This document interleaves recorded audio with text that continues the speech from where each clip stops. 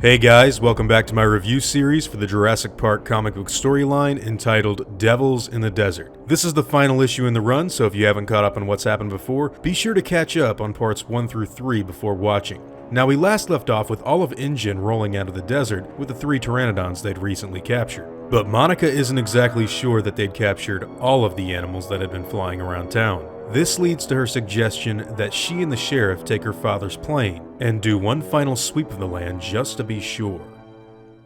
Flying overhead of the small Californian town, Monica and Tobias converse about the Pteranodons that had recently flown in. Some theorize that Pteranodons may have homing abilities like some modern-day birds, which means if there are more animals out there, they may try to make their way back to Isla Sorna. During this conversation, Tobias asks the pilot why she has a different last name to her father, and Monica reveals that at one point in time, she'd been married, but unfortunately, her husband was killed building a school in Afghanistan 3 years ago. A roadside bomb as big as a washing machine did him in while he was deployed.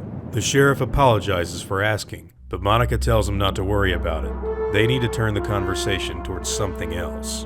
It looks like the Pteranodons didn't eat each other. They've just found 3 more of the reptiles flying beside them. Tobias tells her to get as close as she can. He's taken the biggest gun Agent Harding brought with him to their little town, and he's about to clean up the mess InGen should have fixed when they were still here. The sheriff takes aim at one of the animals, and kills it with a single shot. The Pteranodons scatter. They don't really like where this is going. They begin to drop in altitude, and get close to local civilization. Tobias sees another flying within firing range. He lines up the shot, and hits it close to the wing.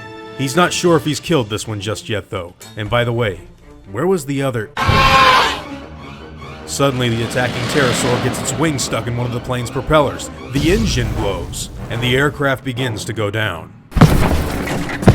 They're in the middle of a zoo. There are hundreds of people walking around here. Monica's twisted her ankle and the sheriff's head has a pretty bad gash. And here comes the second Pteranodon. He didn't kill it. He's going to have to take this thing out before anyone else gets hurt. The sheriff runs towards the animal, and he's out of ammo. Monica looks on in disbelief. The animal went straight for Tobias's head. She has to get out of here. She needs to lead the animal away from these people, but her twisted ankle isn't doing her any favors. The Pteranodon catches her foot and pulls her back towards the sheriff. Monica kicks the animal in the face before running as far away from it as possible. She needs to get help. Reinforcements of some kind. This leads her to taking a serious risk. She climbs the nearest enclosure and jumps in. The Pteranodon is hot on her heels and joins her in this exhibit, just before the white foot of a large polar bear comes into view. This mammal doesn't like a big scaly invader in its territory. The Pteranodon attacks, and Monica dives out of the way. The 2 creatures tear at each other's faces and throw themselves against the rocky surface of the enclosure. After both of them fall into the water, Monica begins to see blood turn up at the surface, but she doesn't know whose blood it could be. Suddenly, the Pteranodon's head surfaces in front of her, only to be followed by the lumbering polar bear, who's been crowned the victor of this fight. Monica begins to climb her way out of the exhibit, when a man's hand reaches down to pull her up. It's just someone who is visiting the zoo. He says he's about to dial 911. Monica walks over to the lifeless body of Sheriff Tobias. 3 days ago, he had nothing more to worry about but writing tickets and scolding litterbugs. Now this whole ordeal has cost him his life. A few days later, a funeral is held for the dead town hero. Deputy Jackson has of course been made sheriff with his passing, but he's not exactly sure he wants the job. Liz asks Sarah if she's going to tell Tyler the truth about who his dad really was, but she doesn't see how he'd benefit from losing 2 fathers this month. Agent Harding and Ramirez have a brief conversation on InGen, and the lawsuits that will no doubt follow. The FBI man will probably have to testify in court against the genetics company before everything is said and done. And Monica can't stop thinking.